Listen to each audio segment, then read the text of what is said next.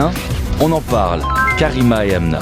Comment ça va? Bonjour Karima. Bonjour Amna, j'espère que Yassir. vous allez bien. Ça va et très toi? bien. Ça va magnifiquement bien. Super, et c'est vrai qu'on est ravis de te retrouver aujourd'hui pour une thématique qui nous semblait importante d'aborder. C'est vrai que voilà, l'ostéopathie aide beaucoup dans ces cas précis, et je fais bien sûr référence à ces maladies que la science, que la médecine dite classique a du mal encore à traiter en profondeur. C'est les maladies dites chroniques inflammatoires, et le rôle de l'ostéopathie pour accompagner ces patients. Eh bien oui, Amna, tout à fait. Une maladie chronique qui n'est pas soignée, c'est quoi? C'est un échec thérapeutique. Pas faux. C'est que la médecine est en échec. Simplement, voilà. On a fini l'émission. Allez, Malouma, Djibalville, Safari. Non, c'est vrai, par exemple, je parle d'une maladie sur laquelle je peux un peu me prononcer. C'est vrai que, par exemple, la fibromyalgie, on a beaucoup on peut, par exemple, à travers l'ozonothérapie, on peut aider. Mais sinon, on va guérir, on va en tout cas traiter les symptômes. Donc la douleur avec des antidouleurs. Là, tu es en train de faire ma chronique, là. Là ça y est, Vas-y, là, mais c'est à force de te fréquenter. J'ai plus rien à dire maintenant. À un moment, je vais devenir ton assistante. Là, il va dire, comme a dit Amna. Mais c'est ça, Amna, c'est ça. Tu as en deux mots, tu as mis les mots clés exactement ça. Donc tu as dit que les pathologies chroniques, ce sont des échecs thérapeutiques, et qu'en plus on va surtout travailler l'adjuvance, si on va travailler le symptôme. Comme tu as dit, tu as fait le tour de l'histoire, et Hachili Jbarti. Oui, non, mais c'est une histoire en plus vécue, et c'est vrai que c'est un véritable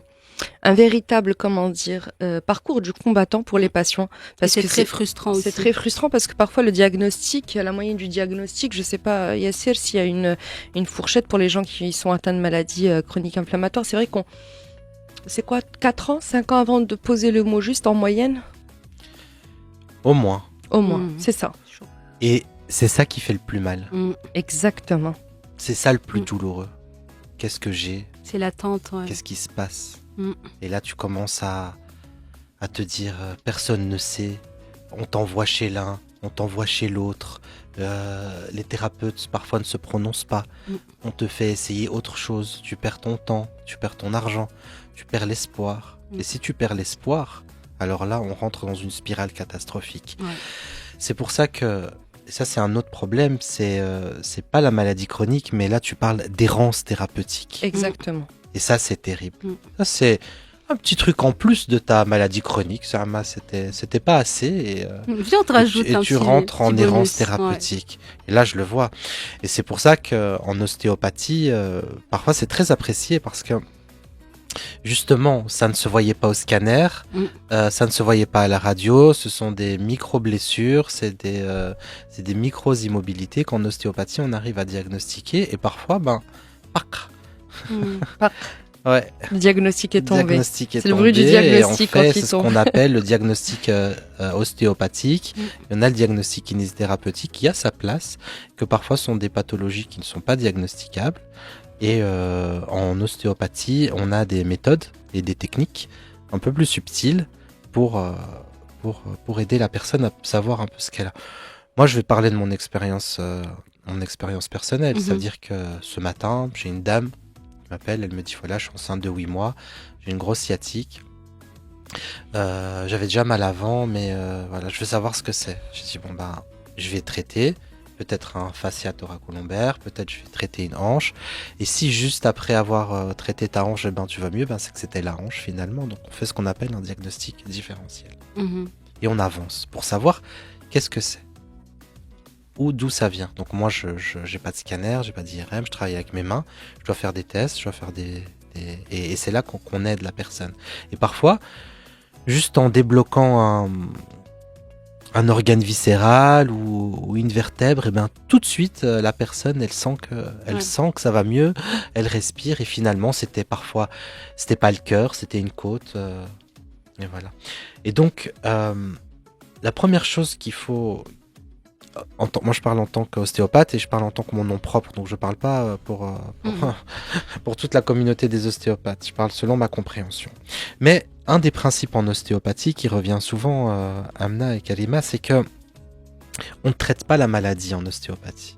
Mhm. On traite la personne. Et c'est vraiment là la différence avec la médecine allopathique et les médecines douces ou alternatives et complémentaires. C'est que nous, on s'intéresse à la personne. Mhm. Tu n'es pas un diabète, tu n'es pas un cancer, tu n'es pas une cheville foulée. Tu es une personne. Et je vais te traiter. Et je vais m'asseoir avec toi, je vais prendre le temps et on va voir ce qui se passe. Parce que la maladie chronique, c'est une histoire. Ouais. Comment elle s'est installée? Sur quel Exactement. terreau? Pourquoi elle s'est déclenchée? Sur Exactement. quelle faiblesse? Mm. Qu'est-ce qui l'a déclenchée? Ah oui, c'est vrai. C'est quand mon père est décédé. Ah, c'est vrai. Ouais, Je me suis c'est fait braquer tellement dans ça, une ouais. banque. Mhm. Ah, c'est vrai. Un jour, on m'a perdu quand j'étais petite dans la mer. Donc, il faut voir. Donc, si tu arrives chez moi, si On tu m'a arrives, perdu dans la mer, c'est ça. En fait, ça m'a rappelé une amie à moi. Ça m'a fait rire. Elle était traumatisée à vie. Elle a Oui, 36 ans aujourd'hui. Parfois, elle en fait encore Ah des oui. cauchemars. donc, si tu arrives chez moi, on est d'accord que, imagine, tu me dis, voilà, j'ai un diabète, j'ai de l'hypertension, soigne-moi. Moi, je dis, oui, prenez rendez-vous, je vais vous soigner. Non. Est-ce que vous avez été chez votre médecin? Est-ce que vous avez un parcours médical? Est-ce que c'est OK? Est-ce que vous avez parlé à votre médecin généraliste que vous allez chez l'ostéopathe? Il m'a dit, bah écoute, finalement, c'est une bonne idée. Donc, nous, on n'arrive pas au début du parcours. On Oui. n'est pas en première intention. c'est vrai. Donc D'accord. ça, on retire tout ça. OK, donc voilà. C'est pour ça que je vous dis que, bon, si c'était un... Voilà. Après, la deuxième chose, c'est que, comme tu as dit, très justement, on va plutôt aider au niveau des symptômes. Mhm. Bonjour Yassel, ça va? Je viens de faire une chimio. Est-ce que je pourrais venir chez toi? Est-ce que tu peux m'aider? Moi, je peux rien pour le cancer, mais je peux t'aider au niveau des symptômes. La douleur, oui. Le La mieux, fatigue. le mieux-être, Mhm. le bien-être, Mm. la prévention. Ouais. Parce que être malade, ne pas savoir ce qu'on a, et en plus être seul, ça c'est la galère. C'est la galère et surtout dans le parcours des maladies inflammatoires. En plus d'être seul, on est accusé souvent, très souvent. En plus, on sait que les maladies inflammatoires touchent beaucoup plus les femmes ouais. que les hommes de tout La simplement. fibromyalgie, c'est de 80-90% de femmes. Oui. Et quand on a mal et qu'on n'arrive pas à se lever le matin, qu'on n'arrive pas à marcher, qu'on est obligé de marcher à quatre pattes pour s'occuper de son surjoues. enfant, et qu'on se dit mais non, mais c'est de l'hystérie, c'est Tu surjoues un peu, c'est c'est pour attirer l'attention. c'est pour Ouais. et quand le diagnostic tombe, le coup près tombe, on se dit bah voilà en fait. Et c'est pire qu'en fait d'être seul, c'est d'être totalement discrédité. Et c'est ça en fait qui est le plus violent dans les maladies inflammatoires en fait. Ben oui, donc quand tu es une femme, et on va dire il y a 20 ans, fibromyalgique, au Maroc, ou en France, ou quelque part, à part le Canada ou les États-Unis qui sont très en avance, Oui. tu es folle. Mm. Mais anda wallo, Malek, on t'a fait la prise de sang, t'as fait ça, tu n'as rien, c'est dans ta tête. Mm. Si il y a 20 ans, tu étais tombé sur un ostéo ou sur un kiné qui avait une vision plus Ouais. holistique, il aurait pu t'accompagner et il t'aurait dit Exactement. oui. C'est déjà à l'époque, on savait déjà que c'était une dérégulation du système nerveux. Le La nerf vague. fibromyalgie, entre autres la nerf vague. Mm. Donc, on va prendre l'exemple, par exemple, très concret de Selma, 52 ans, qui a de l'hypertension résistante. Donc, elle résiste. elle résiste, elle n'arrive pas, elle comprend pas. Elle se traite, elle a toujours 16-10 de tension, et en séance, on détecte par exemple une raideur de l'aorte thoracique. Donc moi je fais mon diagnostic et je vois, ah c'est dur. Je dis bah tiens, on va aller regarder le diaphragme. Mhm. Et je regarde le diaphragme, je me lève les tensions, puis je monte un peu au niveau du cou, je vois que c'est très tendu. Je me dis bah tiens, je teste, je fais une libération costale, un relâchement des muscles, et puis je fais une petite stimulation auriculaire du nerf vague par exemple, tu vois. Mhm. Et je dis viens on essaye, puisque tu as tout essayé, que c'était résistant. Donc là la Salma elle me dit vas-y ben... Mm. Et de toute façon ça lui fera du bien pour tout le reste. Qu'est-ce qu'on découvre? Et ça c'est des choses que je vois au cabinet. Bah, qu'en 8 semaines, elle a un meilleur sommeil, elle a moins de fatigue, que sa tension s'est améliorée. Donc voilà, c'était Ça marche. Mm. Allez, un autre exemple. On prend Si Mohamed, 48 ans. Qu'est-ce qu'il a à ton avis? Ben, du diabète, c'est sûr. type 2, et il a mal au dos. Ah non, s'il s'appelle Mohamed, il a 48 ans. Obligé, il a un diabète et une Moi, lombalgie. j'allais dire névralgie sciatique. Oui, il a, ah non, mais Non, lui, moi, il j'ai a- deviné que c'est le diabète. non, mais il l'a tellement pas soigné Mm. qu'il a oublié qu'elle Ouais. elle est rentrée à l'intérieur. Et après, il est nerveux, il fume des cigarettes, il boit trop de café sucré, et voilà. Donc, sa sœur, elle l'envoie chez moi. Et je regarde, qu'est-ce que je vois? Un fascia thoracolombaire épaissi. C'est un bas du dos très, très, très épais. Et c'est Mohamed, il respire pas. Et il a du diabète. Et je vois qu'au niveau de son rein, il y a une grosse restriction. Donc, il n'y a pas de mouvement. Je commence à faire un pompage abdominal. Donc, je mets mes mains sur son abdomen. Je commence à drainer.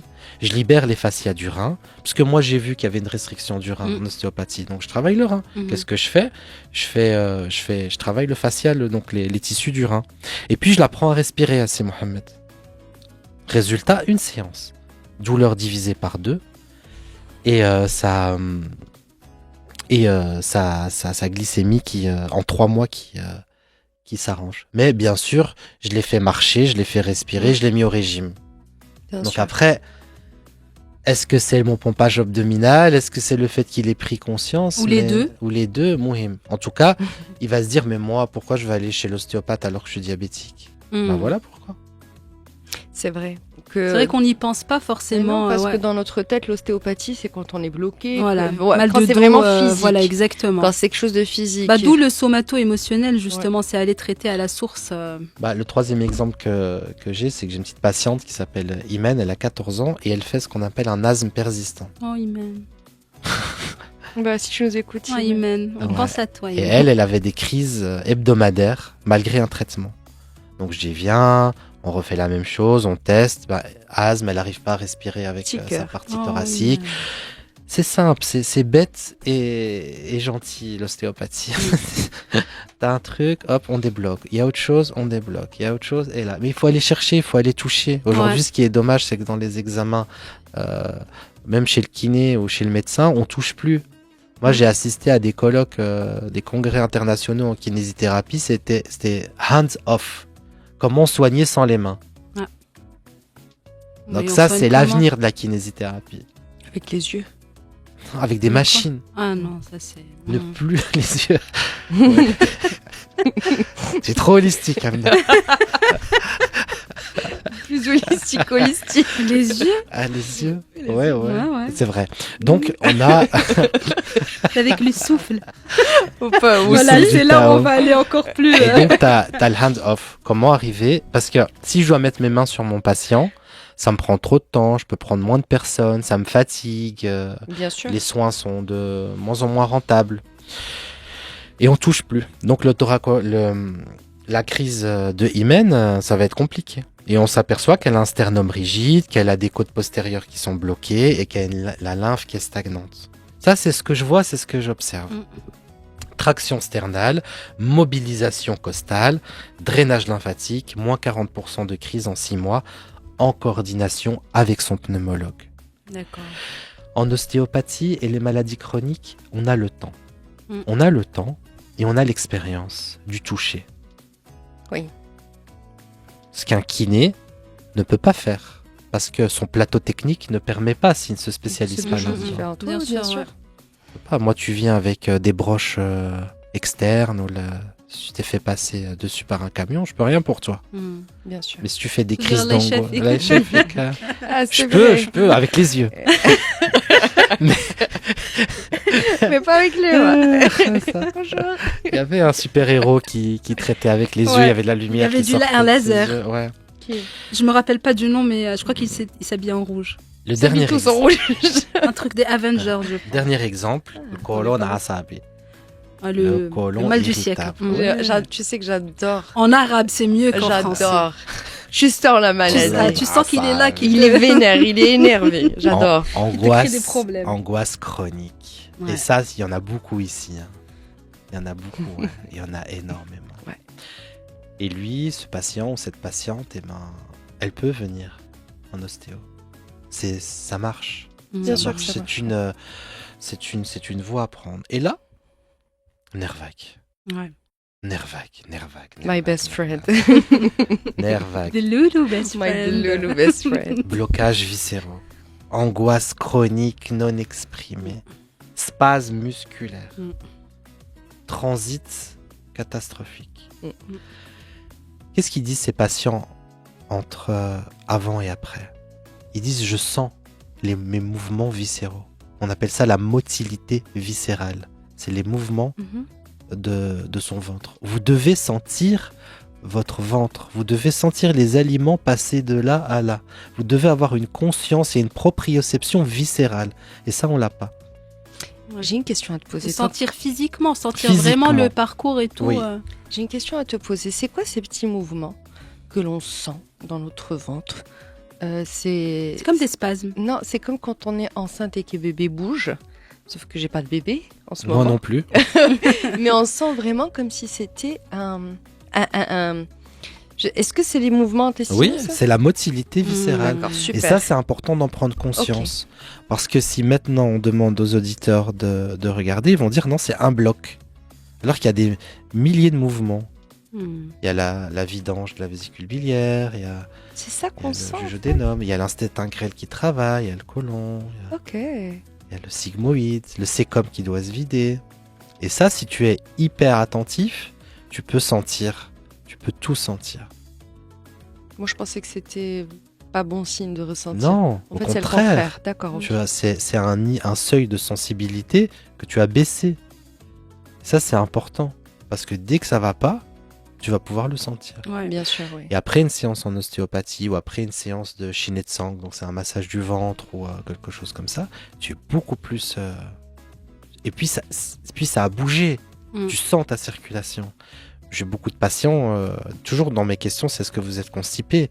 Et après, ils ont des crises de toilette incroyables. Ils disent, mais j'ai passé Ça ma débloque. journée à la Ouais. toilette. Hmm. Et un massage du ventre seul, ça va pas faire ça. Il faut d'abord travailler bien au niveau des hanches, libérer les sacrums, libérer les lombaires bassin, basses, travailler sur les pieds. Et après, une fois que tu as dénoué, tu peux aller retirer le nœud. C'est magnifique. C'est ça qui est important en ostéopathie, c'est le travail préparatoire. Et après, on vient Mm. simplement, on cible, Mm. on prépare, on atteint. C'est comme si, je prends toujours cet exemple. Imaginez, vous voulez faire l'aspirateur dans une chambre. Et juste vous passez l'aspirateur. Ni vous avez balayé, ni vous avez levé les meubles, ni vous avez retiré le tapis. Donc oui, vous avez passé l'aspirateur, mais le résultat, il n'est pas top. Donc si Oui. je veux passer l'aspirateur, Vraiment. un des نص هذا الخدمة قبل je passe Mm. l'aspirateur. Monsieur, j'arrive, j'ai dit ouais maman, j'ai passé l'aspirateur. Mm, mm, mm. Comment t'as fait? Ouais, elle a passé, mais toi, tu retires les chaises, tu Le tapis, tapis, tu c'est vrai, tu fais prépares, bouger les meubles un peu pour passer derrière. tu balayes, tu Mm. prépares l'aspirateur. C'est pas Mm. l'aspirateur, il va Faire tout le travail. Mm. faire tout le travail. Et Yassir, il nous reste 2 petites minutes et je voudrais ton avis en tant qu'ostéopathe sur l'origine des maladies chroniques inflammatoires en 2 minutes. Je croyais que tu avais dit en 2008. En 2008, ouais. Entre 2008 et 2009. Lapsus peut-être révélateur, j'en Ah, sais rien je ce qui sais s'est pas, passé ma en foi. 2008 dans ma vie. Je vais chercher. Écoute, il faut retenir un seul mot. Mm. C'est le stress. On y revient toujours. Ouais, c'est incroyable. Le stress, c'est un tueur silencieux. C'est le mal du siècle. C'est l'acidification du corps. Aujourd'hui, sur Terre, Mm. il y a 2 fléaux. L'acidification du corps, le corps qui devient de plus en plus acide. Mm. Donc je parle à moelline, tacos, friture, Mm. viande rouge et hada. Et le deuxième fléau, c'est la déshydratation du corps. Mm. Qui crée des douleurs lombaires et des troubles au niveau des organes profonds. Ok. Et la maladie inflammatoire, c'est l'acidification, entre autres, du corps. Il y a d'autres causes, c'est pas que ça, mais si on Et doit ça, c'est retenir... le- Ouais, le stress. C'est incroyable. On vit dans un stress permanent. Ouais. Aujourd'hui, on a des maladies que nos parents n'avaient pas. Mm. Ils savaient même pas ce que c'était. Mm. Donc, il faut faire une pause. Moi, je conseille aux gens de partir sur ce qu'on appelle la slow life, Mm. de faire les choses doucement, de faire les choses. Quand je suis en voiture, je conduis. Quand je mange, je mange. Quand je suis avec mon enfant, je suis avec mon enfant. Et la maladie inflammatoire, c'est la nourriture, c'est le stress et c'est l'environnement. Donc le triangle à retenir, stress, alimentation, sommeil, on dort plus, on n'a plus d'endormissement. Ça c'est un losange. On est plus dans un triangle. C'est ça, alimentation. Et je pense que pour la prochaine fois, on approfondira peut-être plus en détail ces thématiques qui sont toujours très intéressantes. Merci beaucoup Yassira Tarouj d'avoir été avec nous, c'était un plaisir. Avec plaisir les filles. Merci Yassir. Et puis on se donne rendez-vous dès demain et on poursuit en musique. Bob Sinclair. Sinclair. The Word Hold On. Très bonne écoute à tous et à toutes.